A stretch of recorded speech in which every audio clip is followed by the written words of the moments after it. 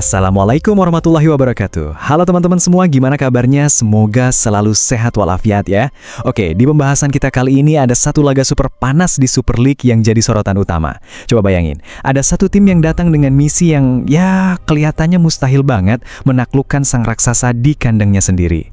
Nah pertanyaannya, apa sih rencana mereka? Dan yang lebih penting, bakal berhasil nggak ya? Selamat datang di Raka Pradita Channel, yuk kita bedah bareng-bareng. Oke, kita langsung aja nih masuk ke inti ceritanya. Jadi, Persik Kediri itu datang ke Bandung bukan cuma buat main bola biasa, enggak. Mereka itu bawa satu misi yang jujur aja berani banget. Satu tujuan yang kalau berhasil, bisa mengguncang klasemen. Dengerin deh, ini bukan sekedar harapan atau doa ya.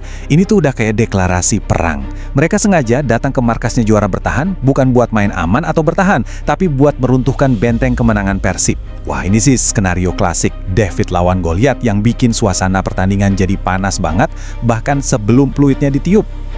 Tapi tunggu dulu, misi segila ini jadi jauh lebih berat. Kenapa? Karena ada satu rintangan super besar yang harus mereka hadapi.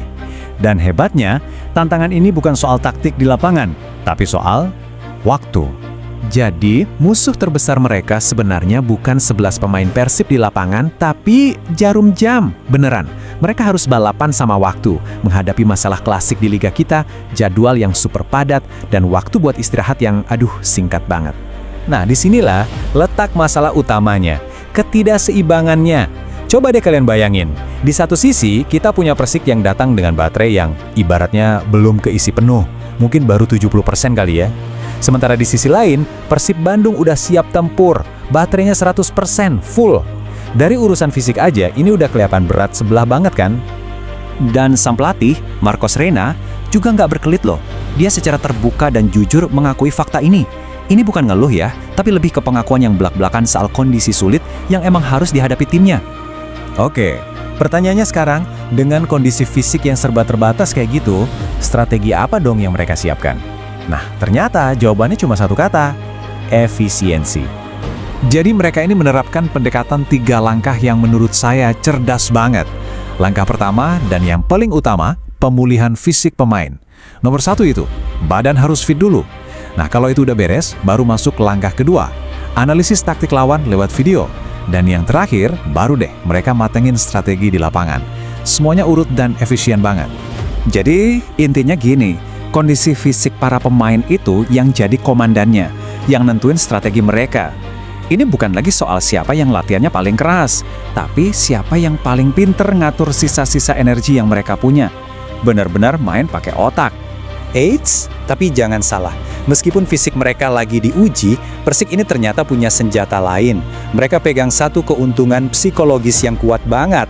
Yap, mereka nggak datang dengan tangan kosong. Kemenangan di pertandingan sebelumnya itu jadi bahan bakar utama buat semangat mereka. Ini tuh modal mental yang harganya nggak ternilai. Kayak suntikan kepercayaan diri di momen yang paling krusial. Nah, sang pelatih sendiri melihat ini sebagai senjata rahasia timnya. Momentum positif dan rasa percaya diri itu bukan hal sepele loh dalam sepak bola. Para pemain jadi tahu rasanya menang. Mereka tahu caranya, dan yang paling penting, mereka yakin bisa mengulanginya lagi. Dan bukan cuma itu. Selain kepercayaan diri dari kemenangan kemarin, ada satu hal lagi yang justru jadi dorongan mental yang lebih gede buat mereka. Status lawan yang bakal mereka hadapi. Iya, gimana nggak termotivasi? Lawannya Persib Bandung, sang juara bertahan. Nggak ada motivasi yang lebih besar dari itu kan?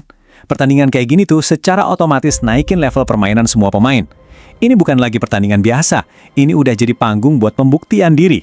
Ini dia kesempatannya buat unjuk gigi di depan tim terbaik. Dan percaya deh, motivasi kayak gini tuh sering banget jadi semacam energi ekstra yang bisa bikin pemain lupa kalau mereka sebenarnya lagi capek. Dan inilah kesimpulan dari pola pikir mereka. Mau ada tantangan fisik seberat apapun, secara mental mereka udah benar-benar siap tempur, siap untuk bertarung. Nah, jadi pertanyaan besarnya sekarang tetap sama, kira-kira kekuatan mental dan motivasi ini cukup nggak ya buat mengatasi kelemahan fisik mereka dan menciptakan salah satu kejutan terbesar musim ini? Gimana nih menurut teman-teman semua? Coba deh tulis pendapat dan prediksi kalian di kolom komentar di bawah ya. Jangan lupa juga buat klik tombol like dan subscribe Raka Pradita Channel biar nggak ketinggalan analisis-analisis seru lainnya. Terima kasih banyak dan sampai jumpa!